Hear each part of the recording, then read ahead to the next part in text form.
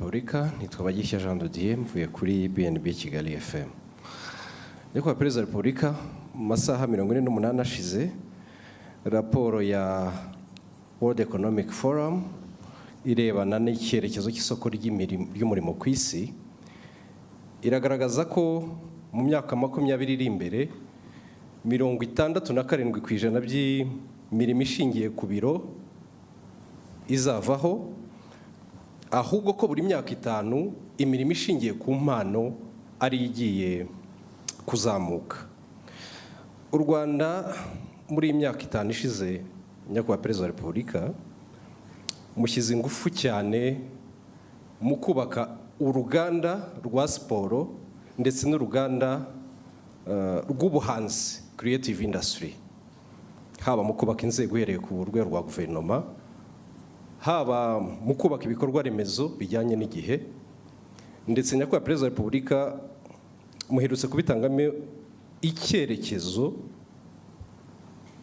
ubwo abayobozi bashya barahiraga muri Minisiteri ya Siporo. Nyamara ariko Nyakubahwa Perezida wa Repubulika, hari abafatanyabikorwa za guverinoma ziba zifite mu rwego rwo kuzamura izo mpano kugira ngo zigere aho zigera ku isoko ry'umurimo bibe igisubizo. Abantu bitwa ingaga n'amashyirahamwe, haba muri creative industry cyangwa se muri siporo. Icya mbere barataka ubukene, icya kabiri hakabamo n'ikibazo mukunze kugaruka iteka Nyakubahwa Perezida wa Repubulika gishingiye ku migirire n'imikorere, mindset, indangagaciro, values. Ibi rero byajya hamwe ugasanga leta irimo irakora byinshi, iranatanga byinshi kugira ngo igere kuri izo ntego zaho impano zizamuka, ariko kubera abo ba partners ugasanga imirimo ntago yihuta uko byakagombye. Mu gihe habaye icyerekezo Nyakubahwa Perezida wa Repubulika, haraza gukorwa iki, haraza gufatwa izihe ngamba kugira ngo impano z'abana b'Abanyarwanda ziri hirya no hino ntizize gutikirira muri iyo mikorere n'iyo migirire isa n'itajyanye n'igihe? Murakoze Nyakubahwa Perezida wa Repubulika.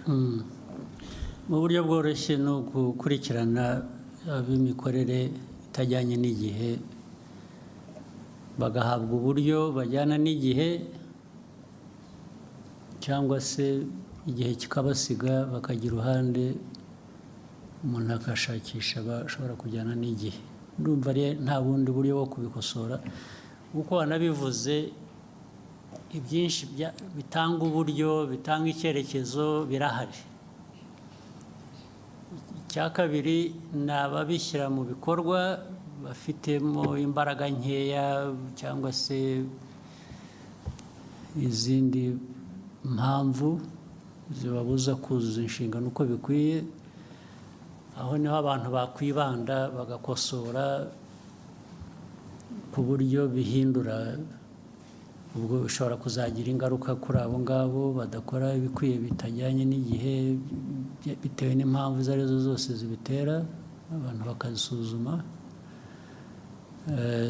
Hakabaho gushakisha ubundi buryo noneho bwatanga amikoro n'ubwo buryo bukenewe. Icyangombwa iyo ibintu cyamenyekanye, ikibazo cyamenyekanye, kiba gisigaye no gushyira imbaraga mu kugira ngo gikemuke hakoreshejwe uburyo ubwo ari bwo bwose. Nicyo kizakurikira. Thank you, sir. CNBC.